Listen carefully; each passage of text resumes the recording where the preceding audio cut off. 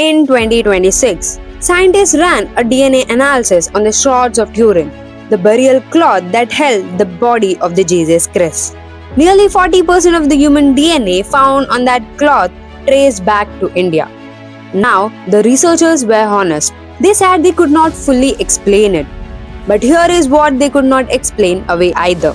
It was not the first time something about Jesus pointed towards India. Because there is a text buried in Himalayan monastery that the world has spent over a century trying to discredit. And the more you look at it, the harder it becomes to look away. Welcome to Curioshastra, where curiosity meets clarity. The Bible shows us Jesus at 12 years old, confident, sharp, debating scholars inside the Jerusalem temple. Then, scriptures close like a door. Next time it opens, he is 30. 18 years vanished. No record, no explanation. Theologians call them the hidden years. But hidden from whom? And hidden where? 1887. The Russian journalist named Nicholas Notovitch was traveling through the Ladakh in northern India. He fell from his horse, broke his leg. He was carried to the Himalayas Buddhist monastery to recover. And there a monk sat beside him in the lamplight and read aloud from an ancient manuscript. It spoke of a young man called Issa, who arrived in India from the west at the age of 13, who sat with the Hindu Brahmins in Jagannath, who studied with Buddhist monks in the Himalayan foothills, who healed, who taught, who questioned everything for 18 years. Issa, one of the oldest Eastern names recorded for Jesus. Notovitch published his account and the world turned on him immediately. Scholars called it fabricated. His reputation was dismantled.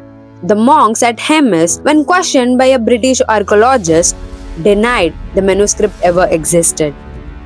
Case closed. Or so they thought, because 35 years later, a respected Indian scholar named Swami Abhedananda made the same journey to the Himalayas. Alone, he found the manuscript. He read it and published an account that matched Notovitch, almost word for word. Two men, no connection, yet the same text. Now, back to that DNA study. 40% Indian lineage on the burial cloth of Jesus. The researchers admitted they could not pinpoint exactly what it means, but consider this detail. The word the Gospels use for the burial cloth, Sindôn, may etymologically trace back to Sindh, the ancient textile heartland of Indian subcontinent. The very word used to describe the cloth that held his body may carry the name of the Indian region inside it.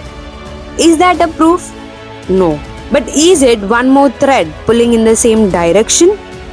And then there is Kashmir. In Srinagar, there is an ancient tomb called Rozabal. Local tradition, held for centuries, says it belongs to a man called Issa, a prophet of the Al-Kitab, whose real name was Issa, the Quranic name for Jesus.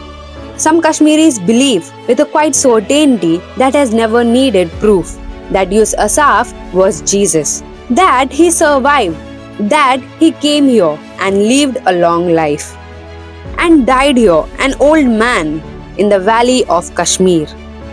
No DNA test has ever been performed on that tomb.